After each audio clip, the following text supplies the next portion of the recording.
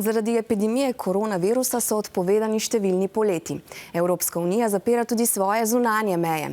Žarišče širjenja koronavirusa v Evropi pa je Italija. To pomeni, da je tam največ okuženih, tako kot za večino evropskih držav, tudi za Italijo velja, da naj ljudje ostajajo doma. Ti so si življenje zato popestrili z glasbo.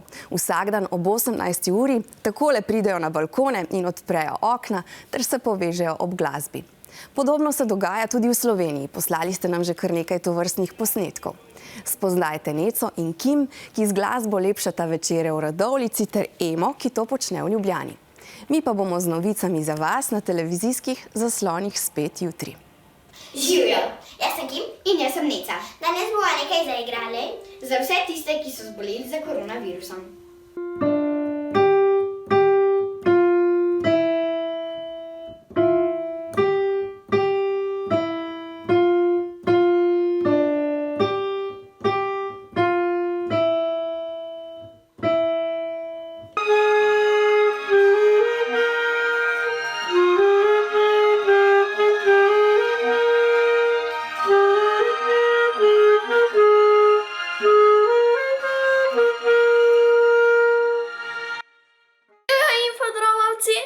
Jaz sem včeraj na balkonu igrala za vse tiste sosede, ki ne morejo ven.